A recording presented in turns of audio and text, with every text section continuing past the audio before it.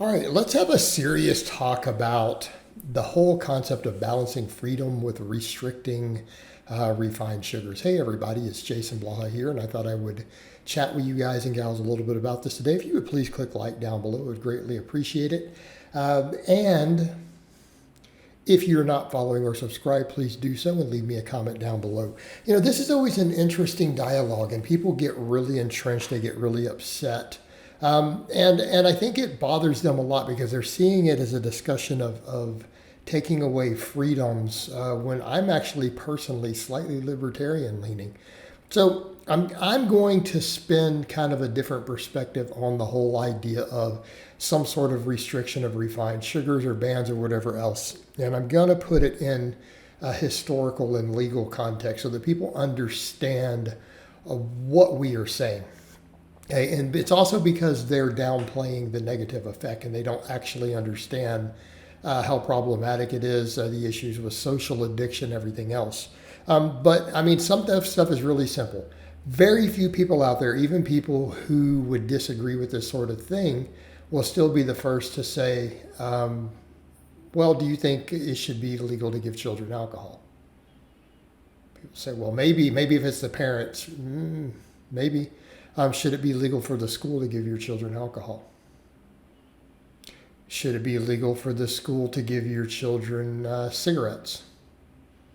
Okay. Now, people are going to jump up and say, oh, you can't compare these things. No, I think we literally can. From a health consequence and an addiction perspective, yes, I think that it is not an unreasonable comparison.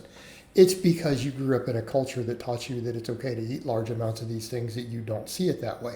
Just like had you been given vodka from age 3, you might not view vodka and alcohol the same way. It's very straightforward.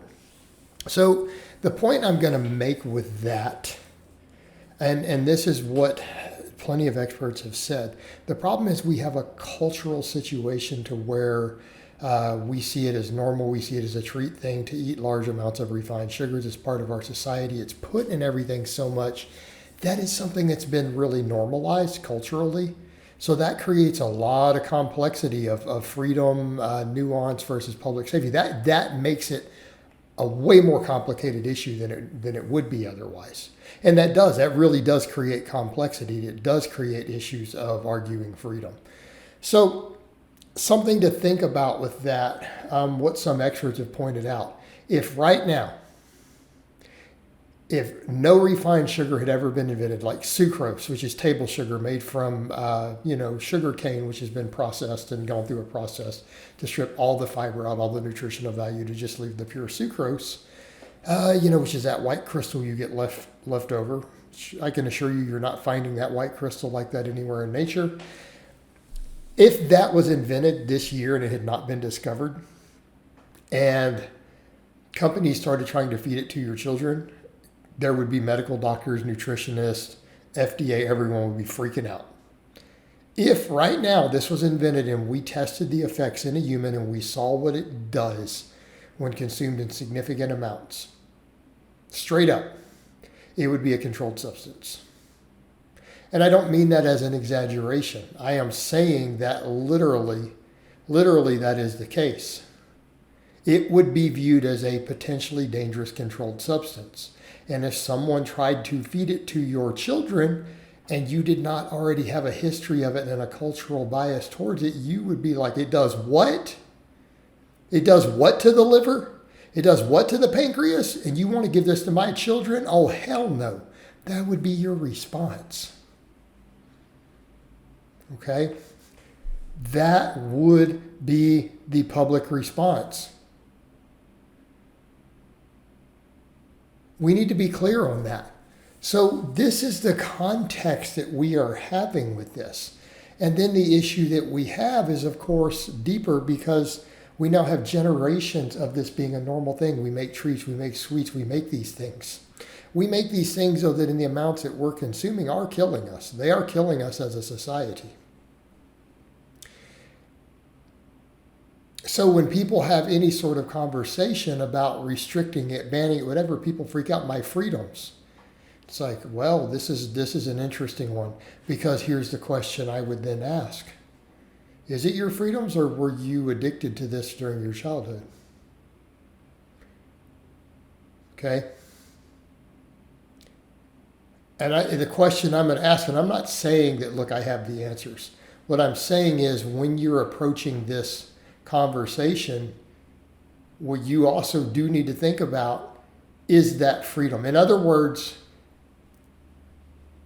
were you ever given a choice in your freedom, or did your parents and grandparents and other people just give you the cakes and the pies and the sweets and the soda as a child?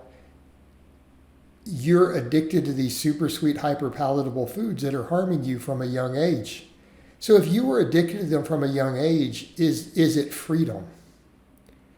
So it would be the same as saying, well, I was given a bunch of, the school gave me a bunch of cigarettes, and I kind of got hooked on smoking cigarettes as a kid, but it's my freedom.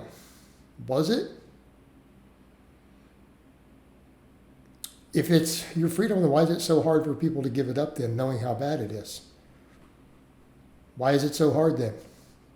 How many people out there right now, how many people, when you talk to them, like, man, I want to get into shape, I want to lose weight, I want to get better, I don't want to feel this way, I don't want these medical conditions, but it's just so, I just can't give up this junk. I like to eat, I can't give up these foods. Listen to that for a moment. I want to get in shape, I want to get healthy, but I want to eat these foods more, and I can't give them up. That's because you're an addict.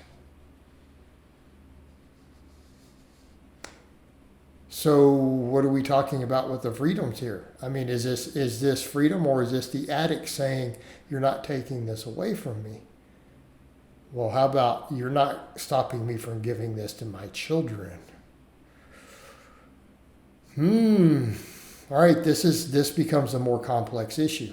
And I'm not saying that I have the answers. What I'm saying is this is a lot more complicated of a problem than we are willing to admit.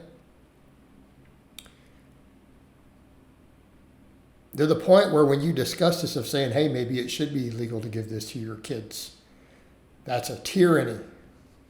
Really?